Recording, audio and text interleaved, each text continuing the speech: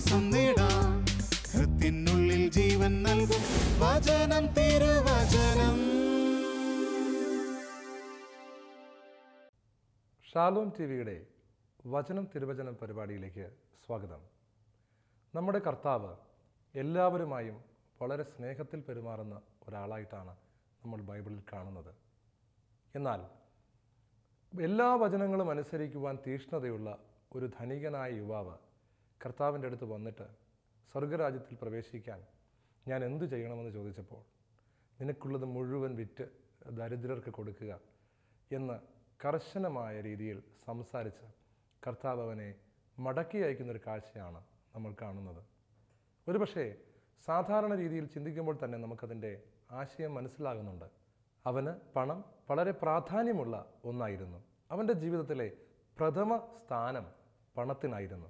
ഒരിക്കലൊരു നിയമജ്ഞൻ കർത്താവിൻ്റെ അടുക്കൽ വന്നിട്ട് ഇങ്ങനെ ചോദിച്ചല്ലോ, കർത്താവേ, എന്താണ് ഏറ്റവും പ്രധാനപ്പെട്ട കൽപ്പന? അപ്പോൾ കർത്താവ് പറഞ്ഞു, നിന്റെ ദൈവമായ കർത്താവിനെ പൂർണ്ണ ഹൃദയത്തോടെ, പൂർണ്ണ ആത്മാവോടെ, പൂർണ്ണ മനസ്സോടെ സ്നേഹിക്കണം. ഇതാണ് പ്രഥമവും പ്രധാനവുമായ കൽപ്പന. അപ്പോൾ ഈ യുവാവിൻ്റെ അടുക്കൽ യേശു കൺവേ ചെയ്യാൻ ശ്രമിച്ച സന്ദേശം, മെസ്സേജ് ഇതാണ്: മകനെ, നിന്റെ ജീവിതത്തിൽ നീ ഒരുപാട് കാര്യങ്ങൾ അനുസരിക്കുന്നുണ്ട്. പലപ്പോഴും മനുഷ്യരുമായിട്ടുള്ള നിന്റെ ബന്ധം, പലപ്പോഴും സാമൂഹ്യ ജീവിതത്തിൽ നീ കാണിക്കേണ്ട കാര്യങ്ങളൊക്കെ നീ കൃത്യമായി ചെയ്യുന്നുണ്ട്. എന്നാൽ ദൈവത്തിന് പൂർണ്ണമായ ഒരു ഒന്നാം സ്ഥാനം നൽകണമെന്നുള്ള കാര്യത്തിൽ നീ വളരെ പിന്നിലാണ് എന്ന് കർത്താവ് അവന് മനസ്സിലാക്കി കൊടുക്കുവാൻ വേണ്ടിയിട്ടാണ് അവനോട് അങ്ങനെ ഒരു കാര്യം പറഞ്ഞത്. ഇത് നമുക്കെല്ലാവർക്കും അറിയാവുന്നൊരു കാര്യമാണ്. എന്നാൽ ഞാൻ ജീവിതത്തിൽ ദൈവത്തിന് പ്രഥമ സ്ഥാനം കൊടുക്കുന്നുണ്ടോ എന്ന ചോദ്യം എന്നോട് തന്നെ ചോദിച്ചാൽ എങ്ങനെയിരിക്കും? പ്രിയമുള്ളവരെ, കുട്ടികളെയും മുതിർന്നവരെയും ഒക്കെ ധ്യാനിപ്പിക്കുന്ന സമയത്ത് ഒരേപോലെ കുമ്പസാരത്തിൻ്റെ പ്രാധാന്യത്തെക്കുറിച്ച് പറയുമ്പോൾ ഒരുപാട് പാപമൊന്നും ഞാൻ ചെയ്യുന്നില്ല എന്ന് പറയുന്ന ഒരുപാട് ആൾക്കാരെ കണ്ടിട്ടുണ്ട്. പലപ്പോഴും അവർ പറയുന്നത് ശരിയാണ്. അവർ മോഷ്ടിക്കാറില്ല, കള്ളം പറയാറില്ല, മാതാപിതാക്കളെ അല്ലെങ്കിൽ ഗുരുതുല്യരായവരെ ബഹുമാനിക്കുന്നവരാണ്, അവർ അന്യൻ്റെ ഭാര്യയെ ആഗ്രഹിക്കുന്നില്ല, വ്യഭിചാരം ചെയ്യുന്നില്ല. പലപ്പോഴും ഇങ്ങനെയൊക്കെ നോക്കുമ്പോൾ വളരെ ഡീസൻ്റ് ആയിട്ടുള്ള ആൾക്കാരാണ്.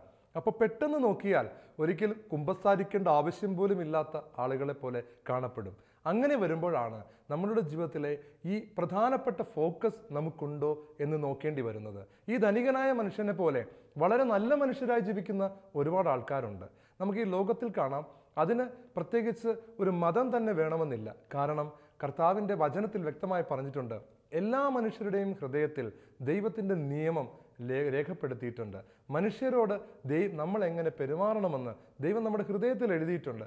അതുകൊണ്ട് പലപ്പോഴും വ്യഭിചാരം ചെയ്യരുത്, അല്ലെങ്കിൽ കൊലപാതകം ചെയ്യരുത്, മറ്റുള്ളവൻ്റെത് മോഷ്ടിക്കരുത്, ഇങ്ങനെയുള്ള കാര്യങ്ങൾ ദൈവത്തെക്കുറിച്ച് കേട്ടിട്ടില്ലാത്ത തലമുറകളിൽ പോലും, നിരീശ്വരവാദമോ ഒക്കെ പറയുന്ന ആളുകളുടെ ഇടയിൽ പോലും ഈ കാര്യങ്ങൾ വളരെ സ്ട്രോങ് ആയ ബോധ്യമായി നിലകൊള്ളുന്നുണ്ട്. എന്നാൽ നമ്മളെ മറ്റു മനുഷ്യരിൽ നിന്ന് വ്യത്യസ്തരാക്കുന്ന ഒരു പ്രധാനപ്പെട്ട കാര്യം ദൈവം നമ്മളോട് വ്യക്തമായി പറഞ്ഞിരിക്കുന്ന ഒരു കൽപ്പനയാണ്. അത് ഇങ്ങനെയാണ്: നീ എല്ലാ കാര്യത്തിനും ദൈവത്തിന് ഒന്നാം സ്ഥാനം കൊടുക്കണം. അപ്പോൾ ഒരു ചെറിയ പരിശോധന ഞാനിപ്പോൾ നിങ്ങൾക്ക് പറയാം. നിങ്ങൾ ഇന്നലെ സംസാരിച്ച കാര്യങ്ങൾ, ഇന്നലത്തെ ഒരു ദിവസം നിങ്ങൾ രാവിലെ മുതൽ വൈകുന്നേരം വരെ സംസാരിച്ച കാര്യങ്ങളിൽ ഏറ്റവും പ്രാധാന്യത്തോടെ നിങ്ങൾ സംസാരിച്ച 10 കാര്യങ്ങൾ ഒരു പേപ്പർ എടുത്ത് എഴുതി നോക്കുക. ഇനി നിങ്ങളുടെ ജീവിത പങ്കാളി എങ്ങനെ ആയിരിക്കണമെന്ന് നിങ്ങളോട് ആരെങ്കിലും ചോദിച്ചാലോ, ജീവിത പങ്കാളി ചോദിച്ചാലോ, ജീവിത പങ്കാളി പ്രാധാന്യം കൊടുക്കേണ്ട കാര്യങ്ങൾ, ശ്രദ്ധിക്കേണ്ട കാര്യങ്ങൾ, അതിൻ്റെ ഒരു 10 എണ്ണത്തിൻ്റെ ലിസ്റ്റ് പ്രാധാന്യമനുസരിച്ച് തയ്യാറാക്കുക. നിങ്ങൾക്ക് മക്കളുണ്ടെങ്കിൽ നിങ്ങളുടെ മക്കൾ എങ്ങനെ ആയിരിക്കണമെന്നാണ് നിങ്ങൾ ആഗ്രഹിക്കുന്നത്, അവരുടെ ജീവിതം എങ്ങനെ ആയിരിക്കണമെന്നാണ് നിങ്ങൾ ആഗ്രഹിക്കുന്നതെന്ന് 10 കാര്യങ്ങൾ തയ്യാറാക്കുക. ഇങ്ങനെ 10 കാര്യങ്ങൾ മതി, 10 ലിസ്റ്റുകൾ തയ്യാറാക്കുക. ഇനി നിങ്ങൾ ചെയ്യേണ്ടത് നിങ്ങളുടെ ഏറ്റവും പ്രധാനപ്പെട്ട 10 ആഗ്രഹങ്ങൾ എഴുതുക. ചിലപ്പോൾ നിങ്ങൾക്ക് 10 ആഗ്രഹം ഇല്ലായിരിക്കാം, 5 ഉള്ളൂ. ആ 5 ആഗ്രഹങ്ങൾ എഴുതുക. ഇനി ഈ ലിസ്റ്റുകൾ എടുത്തിട്ട് നിങ്ങൾ നോക്കണം, ഇവിടെ എവിടെയാണ് ദൈവത്തിന് ഒന്നാം സ്ഥാനം കൊടുക്കണമെന്നുള്ള ആഗ്രഹങ്ങൾ ഒളിഞ്ഞിരിക്കുന്നത്. ഈ 10 എണ്ണത്തിൽ അതിന് എത്രാം സ്ഥാനം വരും? ഇങ്ങനെ നമ്മൾ പരിശോധിച്ച് നോക്കുമ്പോൾ നമുക്ക് വ്യക്തമാകും നമ്മളുടെ ജീവിതത്തിലെ ഇപ്പോഴത്തെ ചിന്താഗതികൾ, ഇപ്പോഴത്തെ ആഗ്രഹങ്ങൾ, നമ്മളുടെ ജീവിതത്തിലെ ഇപ്പോഴത്തെ സ്വപ്നങ്ങൾ, ഇവിടെ ഒരിടത്തും നമുക്ക് ദൈവത്തിന് ഒന്നാം സ്ഥാനം വേണം എന്ന ചിന്തയേ ഇല്ല. അഥവാ അങ്ങനെയുണ്ടെങ്കിൽ നിങ്ങൾ വളരെ നല്ല മനുഷ്യരാണ്, കർത്താവിൻ്റെ പ്രീതിയിൽ ജീവിക്കുന്നവരാണ്. ഒരു 10 കാര്യം നമ്മൾ എടുത്താൽ പലപ്പോഴും അതിനകത്ത് എവിടെയെങ്കിലും തിരികെ കയറ്റിയ 1-2 കാര്യങ്ങൾ ഉണ്ടാകും. എല്ലാ ദിവസവും പള്ളിയിൽ പോകണമെന്നോ അങ്ങനെ എന്തെങ്കിലും. ഇതിനൊന്നും ദൈവത്തിന് ഒന്നാം സ്ഥാനം കൊടുക്കണമെന്നതിൻ്റെ സൂചന കാണാൻ സാധ്യതയില്ല. പ്രിയമുള്ളവരെ, ഈ ടെസ്റ്റ് പലർക്കും കൊടുത്തിട്ടുള്ള സാഹചര്യങ്ങളിലെല്ലാം ഞാൻ കണ്ടിട്ടുള്ളത് ഈ ഒരു സത്യം ആളുകൾ മനസ്സിലാക്കുന്നതാണ്. തങ്ങളുടെ ജീവിതത്തിലെ ആഗ്രഹങ്ങളിൽ, തങ്ങളുടെ ജീവിതത്തിലെ സ്വപ്നങ്ങളിൽ, തങ്ങളുടെ ജീവിതത്തിലെ വ്യക്തിബന്ധങ്ങളിൽ തങ്ങൾ ആഗ്രഹിക്കുന്ന 10 കാര്യങ്ങളെടുത്താൽ അതിൽ ബഹുഭൂരിപക്ഷം കാര്യങ്ങളും ദൈവത്തിന് പ്രാധാന്യം കൊടുക്കുന്നതുമായി ബന്ധമുള്ളതല്ല എന്ന തിരിച്ചറിവ് ഓരോ വ്യക്തിക്കും ഉണ്ടാകുമ്പോൾ ഈ ധനികനായ യുവാവിനെ പോലെ യേശുവിൻ്റെ മുമ്പിൽ നമ്മൾ ഒരിക്കൽ നിൽക്കുന്നൊരു സമയമുണ്ട്. അന്ന് യേശു നമ്മളോട് പറയാൻ പോകുന്നത് ഈ ലിസ്റ്റിനെ കുറിച്ചാണ്, നിന്റെ ആഗ്രഹങ്ങളെക്കുറിച്ചാണ്. ധനത്തിൻ്റെ ഒരു ലിസ്റ്റ്, സമ്പാദ്യത്തിൻ്റെ ഒരു ലിസ്റ്റ് ആ യുവാവിൻ്റെ മനസ്സിലുണ്ടായിരുന്നപ്പോൾ ആ ലിസ്റ്റിലേക്കാണ് യേശു വിരൽ ചൂണ്ടിയതെങ്കിൽ നമ്മളോട് ദൈവം ചോദിക്കാൻ പോകുന്നത് ഈ കാര്യങ്ങളാണ്. ഞാൻ നിങ്ങളോട് പറയാം. നമ്മൾ സ്വർഗത്തിൽ പോകുമ്പോൾ ഈശോയുടെ മുമ്പിൽ നിൽക്കുമ്പോൾ ഈശോ നമ്മളെ സ്വർഗവും കാണിച്ചു തരും, നരകവും കാണിച്ചു തരും. എന്നിട്ട് ഈശോ ചോദിക്കും, നിനക്ക് എങ്ങോട്ട് പോകണം? അപ്പോൾ ഞാൻ പറയും, സ്വർഗത്തിലേക്ക് പോകണം. കാരണം എന്താണ്? നരകം ഈശോ കാണിച്ചു തരുമ്പോൾ നരകത്തിൻ്റെ ഭീകരത എനിക്ക് വെളിപ്പെടുകയാണ്. കർത്താവ് പറഞ്ഞില്ലേ, ധനികനും ലാസറും ഉപമയിൽ ധനികനായ മനുഷ്യൻ നരകത്തിൽ പീഡിപ്പിക്കപ്പെട്ടുകൊണ്ടിരിക്കുമ്പോഴെന്നാണ് ഈശോ നേരിട്ട് പറഞ്ഞതാണ്. ഭയങ്കരമാണ്. മാതാവ് ഫാത്തിമയിൽ പ്രത്യക്ഷപ്പെട്ട് പറഞ്ഞത് അങ്ങോട്ടെങ്കിലും പോയേക്കരുത് എന്നാണ്. അതുകൊണ്ടാണ് മാതാവ് ഫാത്തിമ പ്രയറിൽ പറഞ്ഞത്, ഈശോയെ നിത്യ നരകാഗ്നിയിൽ നിന്ന് ഞങ്ങളെ രക്ഷിക്കണമേ എന്ന് എല്ലാ ജപമാലയിലും പ്രാർത്ഥിച്ചോളാൻ പറഞ്ഞത്. കാരണം നരകം അത്ര പേടിപ്പിക്കുന്ന ഒന്നാണ്. അത് മരിച്ചു കഴിയുമ്പോൾ നമുക്ക് കാണുകയും ചെയ്യാം. അപ്പോൾ ഈശോ ചോദിക്കും, ഈ നരകത്തിൽ പോകണോ അഥവാ സ്വർഗത്തിൽ പോകണം? അപ്പം നമ്മൾ പറയും, ഈശോയെ സ്വർഗത്തിൽ പോകണം. ഓക്കെ, കൊള്ളാം. ഈശോയുടെ അടുത്ത ചോദ്യം ഇതാണ്, നീ സ്വർഗത്തിൽ വരണമെന്ന് ആഗ്രഹിക്കുന്നതിൻ്റെ ഒരു ഗുഡ് റീസൺ പറ, ഒരു നല്ല റീസൺ എനിക്ക് മനസ്സിലാക്കാൻ പറ്റുന്ന.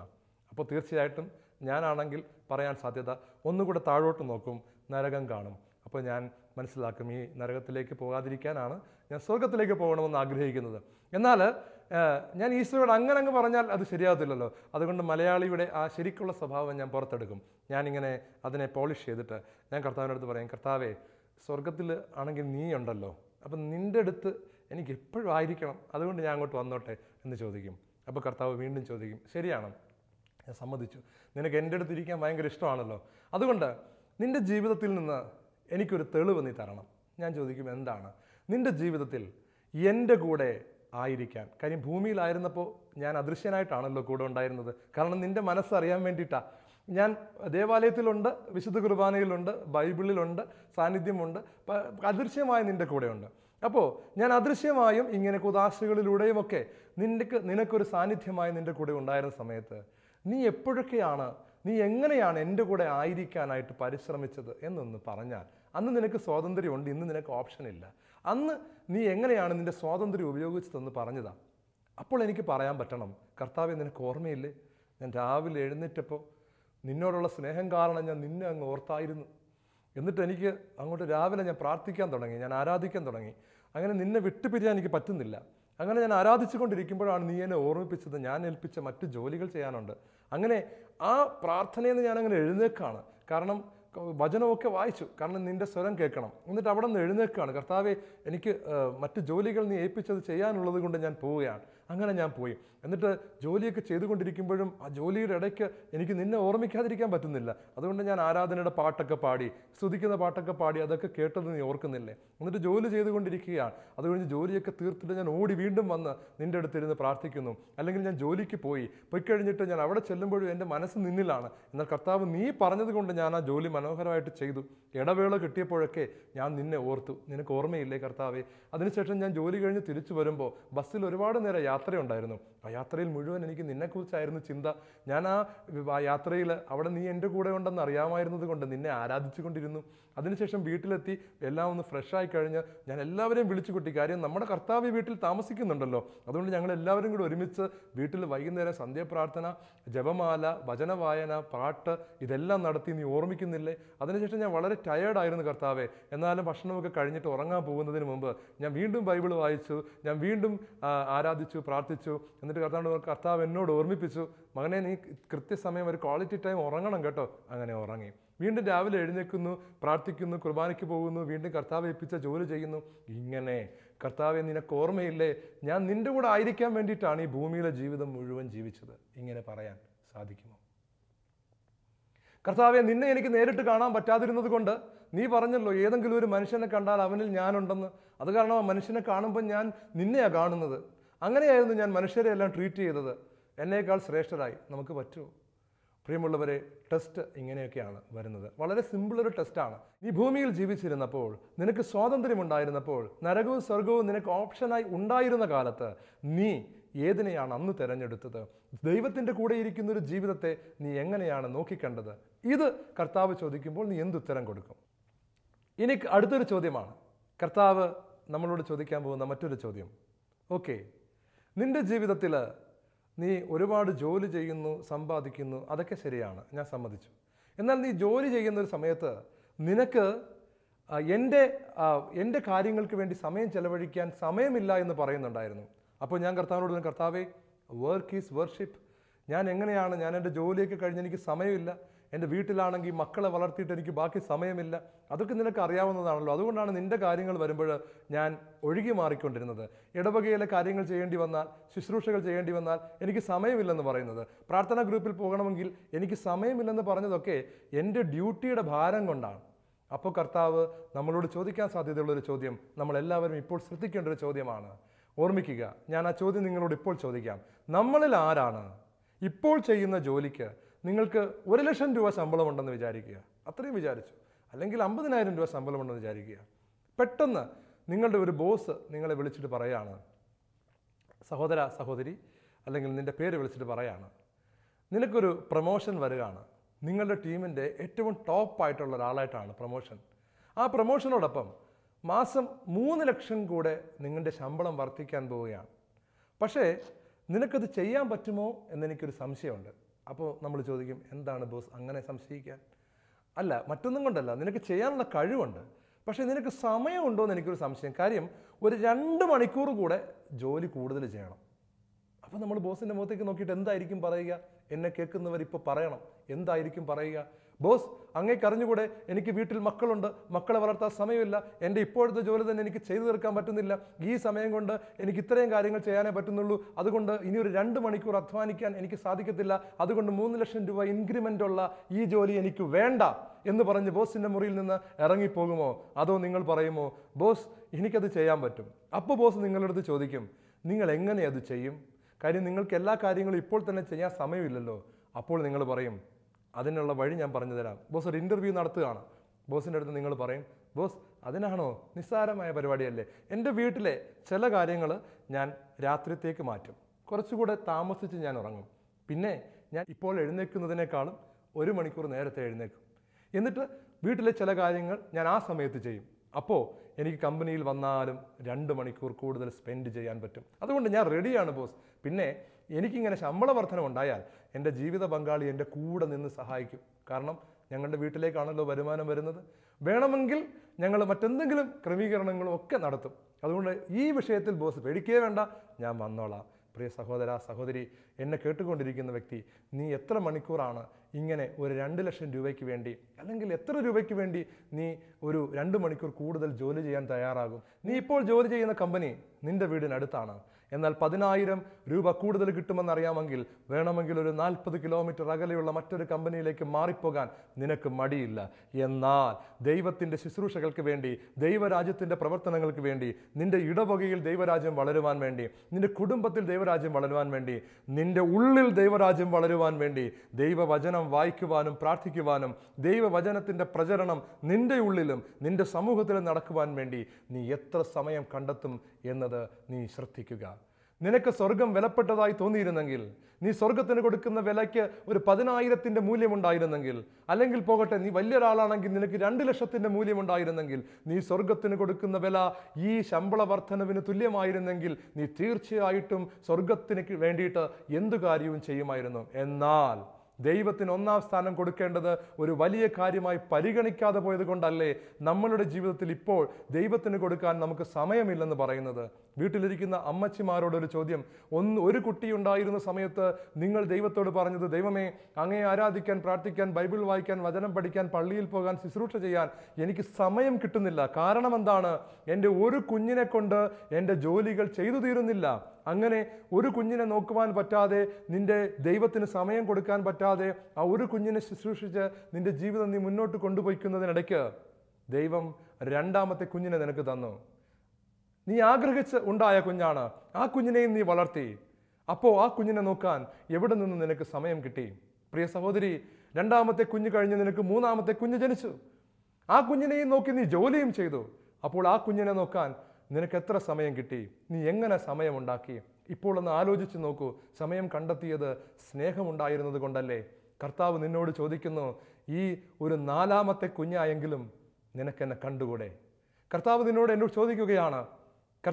ചോദിക്കുകയാണ്, നിനക്കൊരു ഭർത്താവിനെ തന്നു, നിനക്ക് ഒരു ഭാര്യയെ തന്നു, നിനക്ക് കുഞ്ഞുങ്ങളെ തന്നു.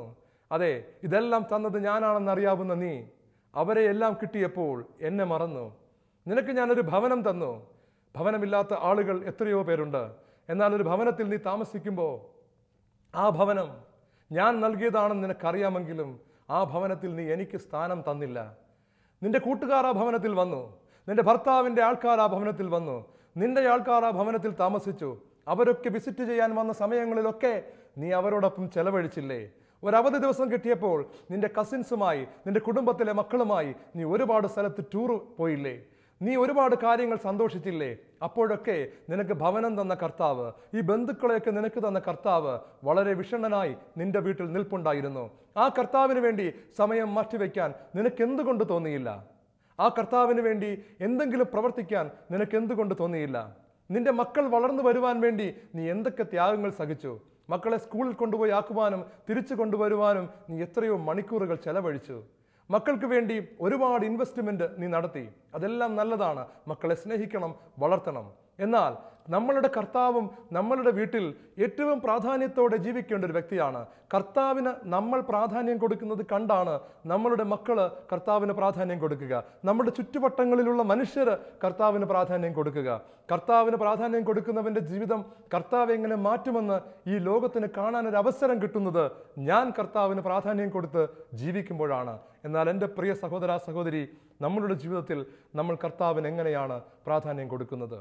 ഇങ്ങനെയാണ് നമ്മളുടെ ഓരോ പ്രവൃത്തികളെയും നമ്മൾ അവലോകനം ചെയ്യേണ്ടത്. ഞാൻ ഈ പറഞ്ഞ ഉദാഹരണങ്ങളിലൂടെ നിങ്ങളെ തന്നെ ഒന്ന് അവലോകനം ചെയ്യുകയാണെങ്കിൽ ഈ നിമിഷം നമുക്ക് തിരിച്ചറിയാൻ പറ്റുന്ന ഒരു പ്രധാനപ്പെട്ട കാര്യം, ദൈവമേ, എൻ്റെ ജീവിതത്തിൽ ഞാൻ ദൈവത്തിന് പ്രാധാന്യം കൊടുത്തില്ല. പരിശുദ്ധ അമ്മയുടെ ജീവിതത്തിലേക്ക് നിങ്ങളൊന്ന് കടന്നു വരണം. അമ്മയുടെ ജീവിതത്തിൽ, ഔസേപ്പിതാവിൻ്റെ ജീവിതത്തിൽ നോക്കുമ്പോൾ പരിശുദ്ധ അമ്മയ്ക്ക് ഈശോയ്ക്ക് ജന്മം നൽകുവാനായി കിട്ടിയ ഇടമെന്ന് പറയുന്നത് ഒരു കാലിത്തൊഴുത്താണ്. ഈ കാലിത്തൊഴുത്തിൽ ഈശോയ്ക്ക് ജന്മം നൽകിയ പരിശുദ്ധ അമ്മയും ഔസേപ്പിതാവും അവിടെ നിന്ന് ഉടനെ തന്നെ ഒരു വിദേശ രാജ്യത്തേക്ക് പോകുവാനുള്ള ഒരു വലിയ സഹനം അവർക്ക് നേരിടുകയാണ്. എന്നാൽ ഈ സഹനത്തിനിടയിൽ അവർ വിദേശ രാജ്യത്തേക്ക് പോകുമ്പോൾ അവരുടെ മുഴുവൻ ഫോക്കസും യേശുവിലായിരുന്നു. ഈ തിരുക്കുടുംബത്തിൻ്റെ ഏറ്റവും വലിയ പ്രത്യേകത, തിരുക്കുടുംബം എല്ലാ കാര്യങ്ങളും ചെയ്തിരുന്നത് യേശുവിനെ വളർത്തിക്കൊണ്ട് വരുവാൻ വേണ്ടിയാണ്. ഞാൻ ചോദിക്കട്ടെ, നിങ്ങളുടെ മക്കളുടെ കൂട്ടത്തിൽ നിങ്ങളുടെ മൂത്ത മകനായി യേശു വന്ന് പിറന്നിരുന്നെങ്കിൽ ആ യേശുവിന് വേണ്ടി നിങ്ങൾ എത്ര സമയം ചെലവഴിക്കുമായിരുന്നു? സ്വന്തം രക്തത്തിൽ പിറന്ന മനുഷ്യരുടെ മുൻപിൽ കാണിക്കുവാൻ വേണ്ടിയും സ്നേഹിക്കുവാൻ വേണ്ടിയും ഒരു വ്യക്തിയായി യേശു നിങ്ങളുടെ വീട്ടിൽ പിറന്നിരുന്നെങ്കിൽ ആ യേശുവിന് വേണ്ടി നിങ്ങൾ എത്ര സമയം ചെലവഴിക്കുമായിരുന്നു? അതാണ് ഇവിടെ ഏറ്റവും വലിയ ചിന്താവിഷയം. കർത്താവ് തോമസിൻ്റെ അടുക്കൽ വന്നിട്ട് പറയുകയാണ്, തോമസ്, നീ എന്നെ കണ്ടതുകൊണ്ട് വിശ്വസിച്ചു, എന്നാൽ കാണാതെ വിശ്വസിക്കുന്നവർ ഭാഗ്യവാന്മാർ. കർത്താവ് എന്താണ് പറഞ്ഞതെന്ന് അറിയാമോ? കർത്താവ് ഉയർത്തെഴുന്നേറ്റെന്നും കർത്താവ് ജീവിച്ചിരിക്കുന്നുവെന്നും കർത്താവ് നമ്മുടെ മധ്യയുണ്ടെന്നും ശിഷ്യന്മാരൊക്കെ പറഞ്ഞിട്ടും തോമാസ് ലീഹ വിശ്വസിച്ചില്ല. എന്നാൽ തോമാസ് ലീഹ നേരിട്ട് കർത്താവിനെ കണ്ടപ്പോൾ അയ്യോ, കർത്താവ് ഇവിടെ നിപ്പുണ്ടായിരുന്നു എന്ന് മനസ്സിലായി. കർത്താവ് ഡോറിൽ കൊട്ടിയിട്ടല്ല വന്നത്, റൂമിൽ അവിടെ ഉണ്ടായിരുന്ന കർത്താവ് കാണപ്പെടുകയാണ് ചെയ്തത്. എന്നിട്ട് തോമസ് ലേഹയോട് കർത്താവ് പറയാണ്, തോമസ്, നീ എന്നെ ഇപ്പോൾ കണ്ടതുകൊണ്ടാണ് ഞാനിവിടെ ഉണ്ടെന്ന് വിശ്വസിച്ചത്. എന്നാൽ എന്നെ കാണാതെ വിശ്വസിക്കുന്നവർ കൂടുതൽ ഭാഗ്യമുള്ളവരായി തീരും. ആരെക്കുറിച്ചാണ് പറഞ്ഞതെന്നറിയാമോ? നമ്മളെക്കുറിച്ചാണ് കർത്താവ് പറഞ്ഞത്. എന്താണ് കർത്താവ് പറഞ്ഞത്? നമ്മളുടെ വീട്ടിൻ്റെ ഉള്ളിൽ കർത്താവ് താമസിക്കുന്നുണ്ട്. കർത്താവ് നമ്മുടെ കൂടെ അദൃശ്യനായുണ്ട്. കാരണം ഒരു ഭാര്യയും ഭർത്താവും സഭയുടെ മുൻപിൽ വെച്ച് യേശുവിൻ്റെ നാമത്തിലാണ് ഒന്നായത്. സഭയുടെ കാഴ്ചപ്പാടനുസരിച്ച് ഭാര്യയും ഭർത്താവും അങ്ങനെ ഒന്നായപ്പോൾ അവരുടെ മധ്യത്തിൽ മറ്റൊരാൾ കൂടെയുണ്ട്. 2 പേർ ചേർന്ന ഒന്നല്ല വിവാഹബന്ധം, 3 പേർ ചേർന്നതാണ്. കാരണം എൻ്റെ നാമത്തിൽ 2 അതിലധികമോ പേർ എവിടെ ഒരുമിച്ച് കൂടിയാലും അവരുടെ മധ്യത്തിൽ ഞാനുണ്ട് എന്ന് ഈശോ പറഞ്ഞില്ലേ? നിങ്ങളുടെ വിവാഹ ദിവസം തുടങ്ങിയതാണ് കർത്താവിൻ്റെ കൂടെ നടപ്പ്.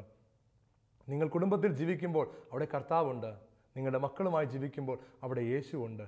ഇത് വിശ്വസിച്ചിരുന്നെങ്കിൽ, ഇത് കാണാതെ, യേശുവിനെ കാണാൻ പറ്റുന്നില്ല, പക്ഷെ കാണാതെ ഇത് വിശ്വസിച്ചിരുന്നെങ്കിൽ ആ യേശുവിന് വേണ്ടി നമ്മൾ സമയം ചെലവഴിച്ചേനെ. നമ്മുടെ വീട്ടിൽ യേശു ഉണ്ടെന്ന് പോലും വിശ്വസിക്കാത്തത് കൊണ്ടാണ് അടുക്കളയിൽ ചെല്ലുമ്പോൾ അവിടെ യേശുവുണ്ട്, പ്രാർത്ഥനാ മുറിയിൽ ചെല്ലുമ്പോൾ അവിടെ യേശുവുണ്ട്, കിടപ്പറയിൽ ചെല്ലുമ്പോൾ അവിടെ യേശുവുണ്ട്, ഭക്ഷണമുറിയിൽ ചെല്ലുമ്പോൾ അവിടെ യേശുവുണ്ട്, മുറ്റത്ത് പോയാൽ അവിടെ യേശുവുണ്ട്. നമ്മുടെ വീട്ടിൽ യേശു നടക്കുന്നുണ്ട്, അവൻ നമ്മുടെ വീട്ടിൽ ജീവിക്കുന്നുണ്ട്. അവന് വേണ്ടി നിന്റെ സമയമോ അവനെ ആരാധിക്കുവാൻ വേണ്ടി നിന്റെ ജീവിതമോ മാറ്റിവെക്കുവാൻ, അതിന് പ്രാധാന്യം കൊടുക്കാൻ തയ്യാറാകാത്തത് കൊണ്ട്, പ്രഥമ സ്ഥാനം കൊടുക്കാത്തത് കൊണ്ട് നമുക്ക് ഇന്ന് പറയാൻ സാധിക്കാതെ വരുന്നു, മരിച്ചാൽ ഞാൻ എവിടെ പോകുമെന്ന്. ഏറ്റവും വലിയ പാപമാണ് ദൈവത്തിന് പ്രഥമ സ്ഥാനം കൊടുക്കാതിരിക്കുക എന്നത്. ബൈബിളിൽ 10 കൽപ്പനകൾ എഴുതുമ്പോൾ എല്ലാം പ്രധാനമാണ് എങ്കിലും സാധാരണ അതിൻ്റെ ഏറ്റവും ഗ്രാവിറ്റി വെച്ചിട്ടാണല്ലോ അത് അടുക്കിയിരിക്കുന്നത്. ആദ്യത്തെ 3 കൽപ്പനകൾ ദൈവവുമായുള്ള നമ്മുടെ ബന്ധം കാണിക്കുന്ന കൽപ്പനകളാണ്.